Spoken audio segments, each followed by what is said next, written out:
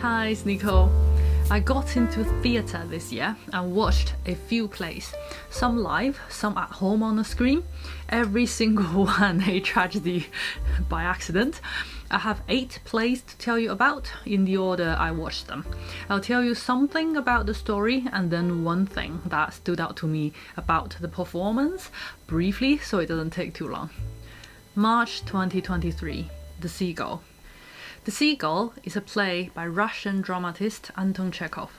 It was written in 1895 about the romantic and artistic conflicts between 4 main characters: a celebrated writer, a not celebrated writer, a young, naive, aspiring actress in love, and a slightly manipulative, fading actress also in love with the same man.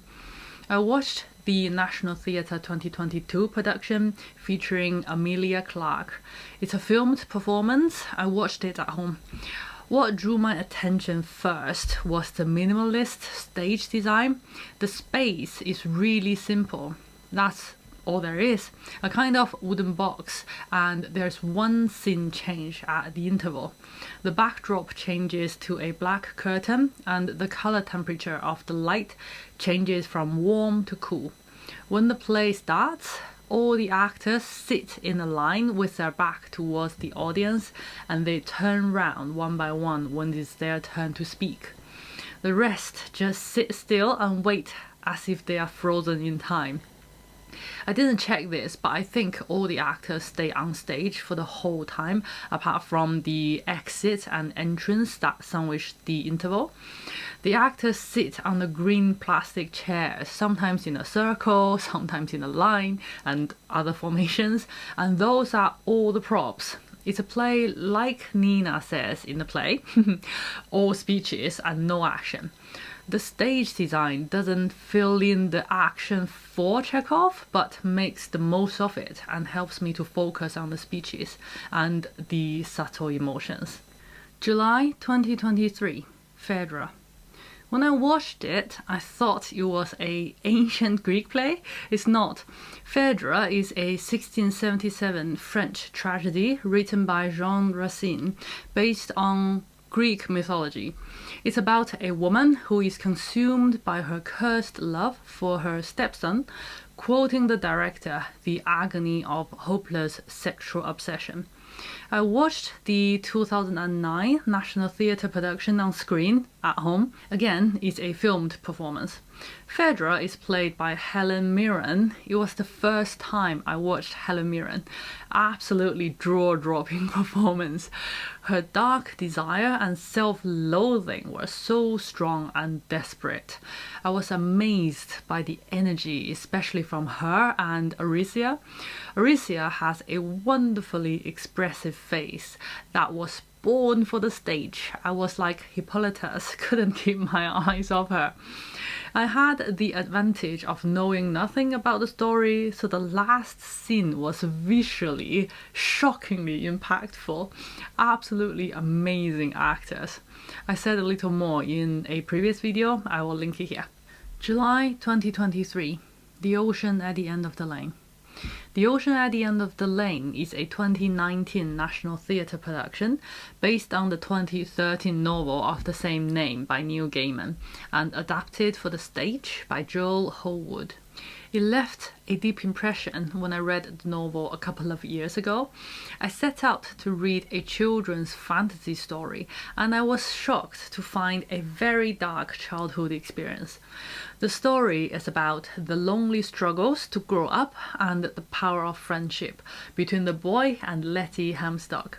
It starts from the despair of being disappointed and betrayed by the closest people in your life, goes on to the hope of holding onto the hand that pulls you to the wonder of being understood without words.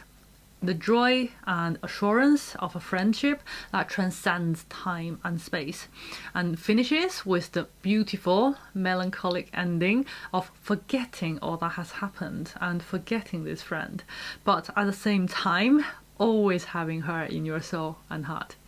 It's a beautiful story and it's made extra powerful on stage. I think that's what I loved most about it. I honestly didn't feel for the boy as deeply when I read the novel. The theatre makes the story much more meaningful and powerful. I watched this one live in our beautiful Victorian Theatre Royal. Compared to the previous two plays, the stage design leans towards the fuller and richer end of the spectrum. The scenes are full of details and they change from one to the next like magic. The puppetry, the sound, the music, and the lighting serves the story fantastically. I said a bit more about the story and the theme of this play in the same video I just mentioned at the end of Phedre. I don't think I can link the same video on the top of the screen again. I'll put it in the description box. The play toured the country. I think it has ended by now, but I'm fairly confident at some point in the future it will become available on National Theatre's streaming platform. It will be a crying shame if it doesn't. I love watching plays from different angles and much more up close when it's on screen. I can't wait to watch this again. July 2023, Macbeth. This is the third play I watched in July. It was a glorious summer. The next few plays are by Shakespeare. I watched 2 Macbeth performances this year, both live on stage. The first one was the summer 2023 production at Shakespeare's Globe in London. Macbeth, if you want my one-line summary, is a tragedy about Mr. and Mrs. Macbeth taking matters into their own hands after hearing a prophecy that they shall be great and descending into sticky ends.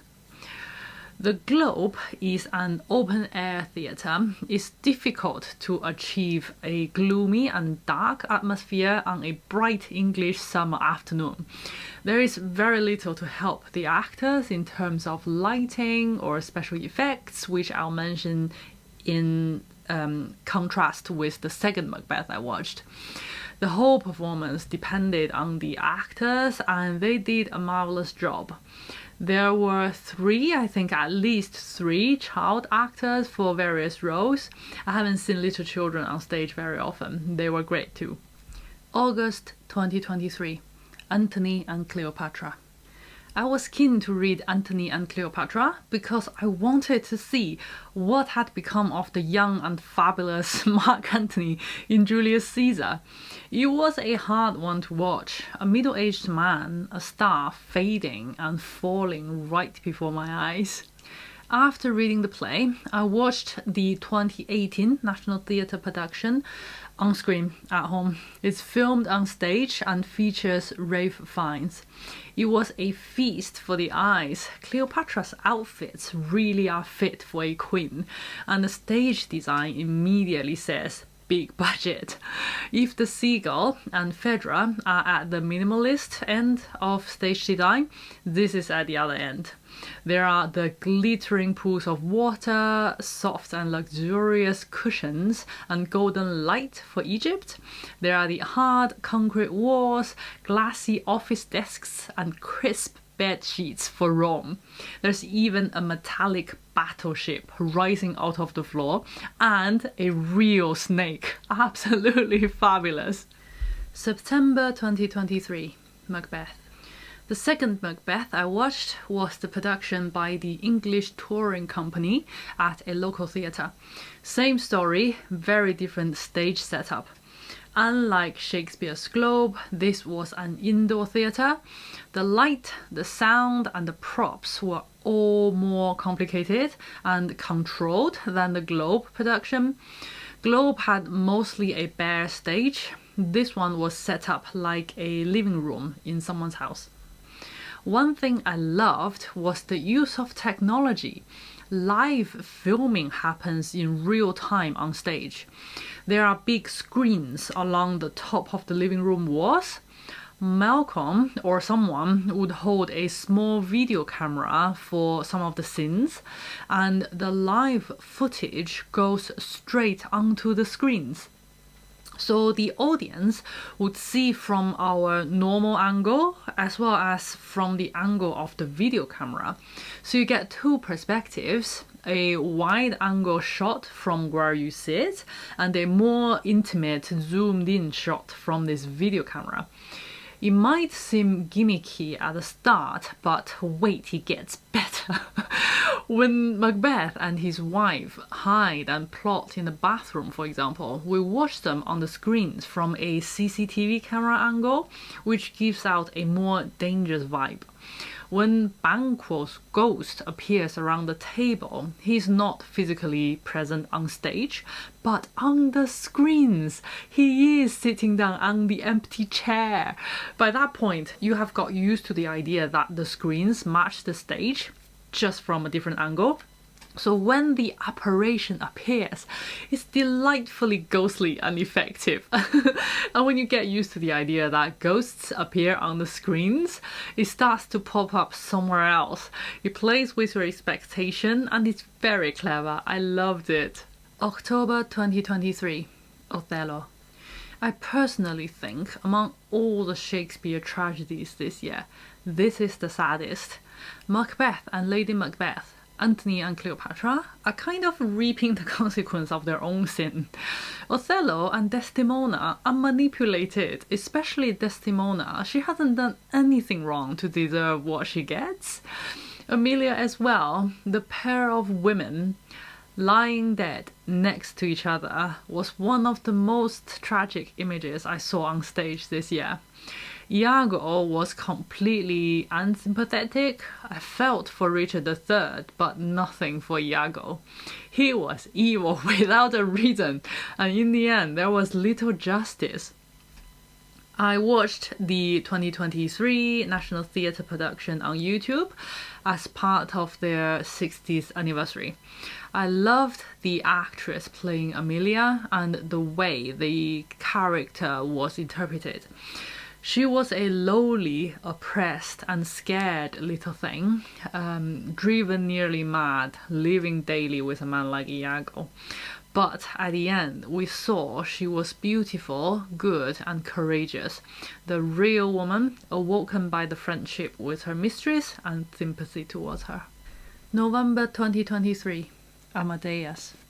Amadeus is a play by Peter Shaffer, which gives a fictional account of the lives of Mozart and the court composer Salieri, first performed in 1979. It was inspired by Pushkin's 1830 play Mozart and Salieri. I watched a filmed performance of the National Theatre 2017 production on screen at home. I love the story. There's a 1984 film version you might have seen. I haven't, so the story is new to me. I love the theme of the story.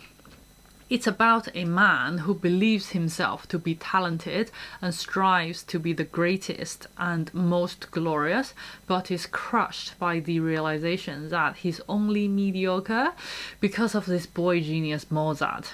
Someone who Salieri will never be able to touch all his life, no matter how hard he tries, and he knows it. Someone who strikes awe as well as fear into him. The awe brings Salieri tears of joy, but the fear turns into hatred and grips his heart. And Salieri sets out to destroy this source of joy and awe, which ultimately leads to his own destruction.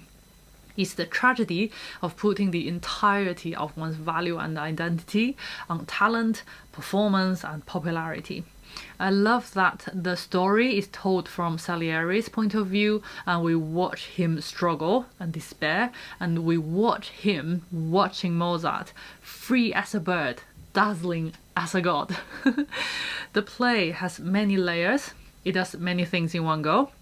It tells the tragic story of these two men. It explains Mozart's glorious music.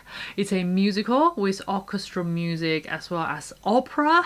The live singing is impressive. Everybody on stage is amazing. Two leading actors, all the supporting characters, and the orchestra. It's a celebration of music as well as a tragedy of two lives. In terms of the production, I loved their costumes, so rich and colorful.